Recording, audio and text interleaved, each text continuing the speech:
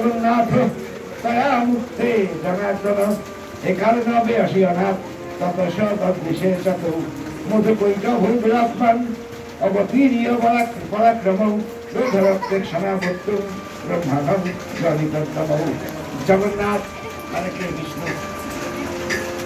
জগন্নাথ জনার্দন তিনি বিষ্ণু। সেই যোগনিদ্রা কর্তৃক মুক্ত হয়ে একীভূত মহাসমুদ্রে অবস্থিত অনন্ত সজ্জা থেকে উঠলেন। বিষ্ণু কিন্তু জেগে উঠলেন অনন্ত সজ্জা থেকে। তিনি যেহেতু যোগমায়া জেগে গেছেন, ব্রহ্মা জাগিয়েছেন, সেহেতু তিনিও জেগে গেলেন এবং সজ্জা থেকে উঠলেন। দেখতে পেলেন অতি বলবান পরাক্রমশালী এবং দুরাত্মা ক্রোধে রক্তচক্ষু সেই মধুকৈটভ ব্রহ্মাকে ভক্ষণ করতে উদ্যত হয়েছে। বিষ্ণু নাভিকমল থেকে ব্রহ্মা হলেন, আর বিষ্ণুর কর্ণমল থেকে মধুকৈটভ হলেন। এখন মধুকৈটভ ব্রহ্মাকে বধ করতে চাইছে, আর বিষ্ণু কি দেখলেন? দেখলেন দুই পাশে দুই অসুর এবং ব্রহ্মা আমার নাভিকমলে তাকেই হত্যা করার জন্য দুই অসুর উদ্যত হয়ে আছে। এখন ওই দুই অসুর কি করল?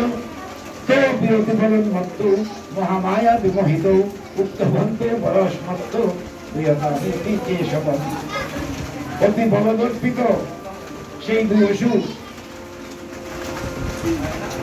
এই দুই অসুরের সঙ্গে বিষ্ণু কতদিন যুদ্ধ করেছিলেন? 5000 বছর। পঞ্চবর্ষ সহস্রাণী, 5000 বছর বাহু যুদ্ধ করেছেন বিষ্ণু ওই দুই মধুকৈটভের সঙ্গে। চিন্তা করতে পারেন তারা কত বলবান। বল পেয়েছেন কোথায়? ওই বিষ্ণু থেকেই, তার কামের মল থেকেই তারা উদ্ভূত হয়েছে। তো বলটা কোথেকে আসলে? আমাদের কাছে ভাত খেতে চাই, আমাদের বাড়িতে তো খেতে আসেনি, দুধ খাইনি প্রত্যেক দিন। বল কোথেকে পেল? বল খেতে কেন? সবচেয়ে যিনি বলবান তার কাছ থেকেই তিনি বল পেয়েছেন। মহামায়া বিমোহিত উক্তবন্ত বরসমত্ত প্রিয়তামীষি কেশবম। অতি বলদর্পিত সেই দুই অসুর মহামায়ার দ্বারা বিমোহিত হয়ে বিষ্ণুকে বলল, আমাদের কাছে বর প্রার্থনা করো। বিষ্ণুকে দুই অসুর বলছেন তুমিও তো বাঁচবে না, আমার কাছ থেকে বর প্রার্থনা করো, আশীর্বাদ চাও। কি চাও তুমি? ভগবান বললেন, ভবে তমত্তমে তুষ্ট মম বদ্ধ ভাবুপি কি মনে না বলে না এটা বুদ্ধি মম। তোমরা যদি আমার প্রতি সন্তুষ্ট হয়ে থাকো তবে দুজনেই আমার বদ্ধ হবে, আমার হাতে মরো যদি আমার প্রতি তুষ্ট হয়ে থাকো। এটাই আমার অভিলষিত বর, অন্য বলে আমার প্রয়োজন নাই।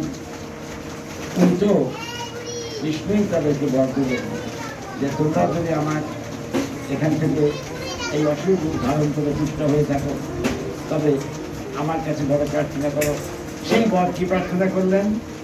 ঋষি বললেন, বঞ্চিতাভ্যাম ইতি তদা সর্বমাপময়ং জগৎ বিলক্ষ্য তাভ্যাং ঘটিত ভগবান কমলেশ্বরঃ ঋতৌ শাস্তব যুদ্ধেন রাক্ষস্তন মৃত্যুরাবয় আমার জহীন যাত্রী শরীরে নরিপ্লুতা। তখন মহামায়ার দ্বারা চলিত সেই বঞ্চিত দুই অসুর সারা জগৎ জলময় দেখে পদ্ম প্রমাশবচন ভগবানকে বলল, যেখানে পৃথিবী জলে প্লাবিত হয়নি সেখানে আমাদিগকে বধ করো। এটা তারাও দেখলো, এর হাত থেকে তো নিস্তার নাই, মহাবলশালী। ঋষি আবার বলছেন, তথেত্যুক্তা ভগবতা শঙ্খ চক্র গদা ভৃতা তীর্থা চক্রে নবই ছিন্নে জগনে শিরসী তায়। শঙ্খ চক্র গদাধারী ভগবান তাই হোক বলে নিজের উরুদেশে রেখে চক্র দিয়ে তাদের মাথা ছেদন করলেন।